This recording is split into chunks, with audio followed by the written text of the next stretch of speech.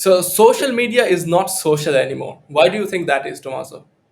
Because of its origin. It was started to inform others at a university, inform one class about the other class, right? And so then it was added additional features. And because we see the world social the last 25 years, we have been made believe that it is social, but it actually became media to inform others and not to be social. Right, right, right. So, what do you think is the desired outcome of people who use social media? Obviously, we all use social media. What do you think is the subconscious reason that we are going using our phone every single day for hours? Well, humanity, especially obviously the younger generation, we are all seeking to build community, to foster community. We are people of tribe, right? The human species always wants to be together with others, right? So, and intuitively, what we are seeking is a digital way of fostering community, but it ultimately it's not leading towards that. Why? Because of the way that the last 25 years social media was built. Just because we click on a button called friends, it doesn't mean, Romeo, that we are friends. Well, we can follow each other, but the act of following, it doesn't result really on us building a community or building a relationship. So the underlying method into which this apparently social world was built is not truly aiming for group oriented activities to build and foster community. So the desire here is really, how do we get to build communities? How do we foster over a period of time and activities a bond, a relationship with others, right? And over the last 25 years, exactly the opposite has happened. We are detaching each other, we are losing the grip, we are losing connections, even though you are just a follower. Yeah, yeah, yeah, absolutely. And obviously, the need for social validation, like what other people think about me, how cool I am in front of my friends is definitely a driver here, right? Absolutely, yes. You want to be at the center of something that is becoming almost now oppressive to the human being mind. When you are now on a feed and the continuous scrolling through the feed, it injects new information to your mind, and with every information bite, you always compare yourself at a speed which is the speed of your scroll. So it's a continuous comparison, comparison, comparison. And because comparison brings always inner conflict, it drains your energy. And that's the reason why doom scrolling is actually leading to anxiety and depression, right? Because you actually look at something that you think is reality, but ultimately is not, right? And going back to your original question, but what is the intent? Well, the intent is the general form of building relationship, but it's actually draining your energy, so it breaks completely your emotional inner self, right? And you start feeling actually more depressed, more anxious, right? More angry and more lonely. That's exactly what has happened. Yeah, yeah, yeah. I'm actually glad that you brought out the mental health side of things. Like, obviously, student isolation is a major issue nowadays in campuses, right? And obviously, there are a few more problems that are essentially a direct byproduct of using social media. Let's get into that a bit. Like, what do you think are the key issues of using social media? The key issue of social media, but also gaming, right, is the obsession that any current user has been having over, especially this generation Z and generation Alpha, right?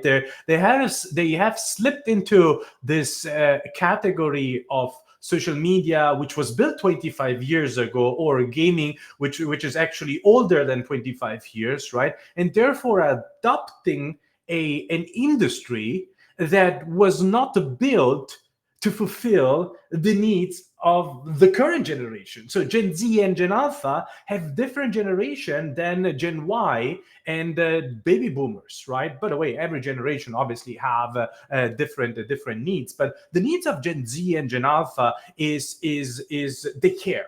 They care about each other, they care about politics, they care about their friends, they care about animals, they care about the environment, right? And all they're able of doing, especially on social media, right, is to aim for vanity. I stand at the center of all this, which is completely in conflict of their fundamental needs. Or if we shift to the gaming industry, right, which, the game wouldn't be a game if it would not have this underlying core loop mechanic of winner takes all mentality, or fighting or shooting or beating, which, with all due respect, is fun, right? But again, it's completely in contrast, right, to the fundamental needs of this generation. In short, to give you a short answer, long story short here, the Romeo, is that we haven't seen really something built that fulfills the needs, the behavior of the current Generation Z and Generation Alpha. And I don't want to even talk about the Generation Beta who just were born in 2025, and they will have a different set of needs, right? And that's when you really need to reflect and say, okay, how can we build things, digital technologies, right, that lean into the actual essence of this new generation. Yes, playful, yes, creative, but also yes, collaborative, and yes, altruistic, and yes, a feeling of you can truly foster community in the digital world, right? Yeah, yeah, exactly, and that obviously brings us back to Fury, digital in general. Like, what is it exactly that we are trying to do, and the kind of environment that we are trying to provide for obviously Gen Z, Gen Alpha, and obviously the upcoming Gen Beta. Like, what do you think is not only just social media, but in general we lack in today's online environment, and how do we plan to provide it to them through Fury, the platform? Well, we have seen, and this is the typical evolution of, let's call it, innovation, Romeo. Right? Innovation is usually the crossroad of two main ingredients. One is new needs from a new generation, right? That we just described, and right now the generation is Gen Z and Gen Alpha. And again, I want to say Gen Beta, not because they are right now using technology, right? But you never build innovation for the current generation. You build it for 10 years into, right? We are talking in mid 2025, right? But this video, by 2035, you will be seeing Gen Beta for sure using innovation. So when you think of innovation, right, and you think of behavior, you say, okay, new behavior, new target audience, and that overlaps beautifully with the technology advancements. And the technology advancements that we are having, especially since the end of 2024, starting with 2025,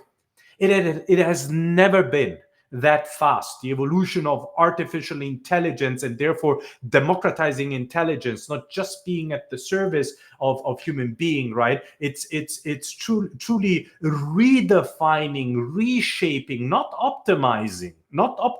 It's not a feature like we have seen the last 25 years, or not something novel that is built upon, but it's truly building new models of working, new models of feeling, new models of experiences, new models of creating revenues. And therefore, what we foresee is a new wave of GDP increase, so increase per capita. Now, going back now to your original question, right, these two inflection points of new generation and new technology, they are creating something new. I have a new need, and technology enables something that is new, right? And we have learned, one chat at a time with students on campus in the United States, that by combining three main ingredients, right, we are capable of reducing this anxiety and this depression that primarily calls to doom scrolling and the massive amount of playing, of gaming, right, by up to 40%. So number one is truly the fact of getting outdoor. So when we talk digitally, we always are implying that anything digital is in a screen, regardless of mobile or a desktop, right? Or obviously other potential gaming devices and abilities, right? But always screen oriented, right? Now, what if technology can enable you, human being, Gen Z, Gen Alpha, right, to go outdoor, right? And who doesn't like outdoor, right? But without withdrawing you from the benefits and advantages and creativity of the digital world. And that's the physical digital environment, also known as physical AI or large world model, right? But that's exactly what technology, the maturity of technology is at, that you have the ability to have your emotional environment, your emotional experience outdoor with a physical digital overlap of experiences, right? That's pillar number one, what we have learned. Pillar number two is we have enough, Gen Z, Gen Alpha has enough of having behaviors or methods or core loop mechanics, if you want to call them as such, that are all about I do, I like, I comment, I share, I post, I fight, I became, Romeo, this oppressive moment digitally of you being the spotlight, right, at the center of the attention, and therefore the entire world that is digitally now is actually, almost scared, right, and very reflective and very attentive. Should I really post? Should I really comment if I can bullet? Should I really like if I can attack? Should I really express my opinion if everyone else will be hammering on me digitally? Boom. And that's exactly why the actual need, the urge, the voice has been stronger to say, we do things, we collaborate, we accomplish, we are here for each other. And that fits again beautifully, Romeo, into what we were saying previously, that Gen Z and Gen Alpha cares about the next one, cares about the environment, cares about you. And so together you have this feeling of belonging. Together we are strong. That's something that we have in our essence. And that's pillar number two. And then pillar number three is this very strong urge from the current generation, 15 to 25, right, that they want to be empowered to express themselves in a very creative way, right? So where you say, the limits are whatever I can think of, right? So rather than you going on, let's say, current a large language model and just prompting something, so the act of you just asking for something that is automatically built, right, you want to have an ability to collaborate with others and to build environments, right, that physically, digitally are a collaborative effort, a collaborative accomplishment in a very mood oriented, in a very tailored way, in a very bespoke way, so that you can experience. And that entire thing, this entire description of physical, digital, collaborative, in a creative way, right, is what we call democratizing experience. And it makes totally sense within the human being evolution, because if we at the beginning of the 1900 have been democratizing labor through the automation of labor, now in the year 2025 we are now democratizing intelligence, and therefore machine guiding human being, and no longer human being guiding machines, right? What remains of the human being is the essence of creativity, right? And therefore we are democratizing experiences so that human being are having at the right time, at the right place, the right experiences. I want to finalize here, Romeo, with one sentence, right? We are about to witness the most impressive and important gesture that will dominate for sure the next 25 years. The last 25 years, the gesture has been this one, the holding of something, right? The most important gesture, and I hope everyone that is watching this right now is paying attention. I need just very quick your attention, is going to be this. At 6 a.m. in the morning, you wake up and you will be doing this. And that is going to be the most important gesture. The question is, why, Tommaso? Because today, and for thousands of years, we have been accepting that what I see equals what you see. Why? Because we had physical boundaries. But now when you're starting doing this, it's not because you want to play.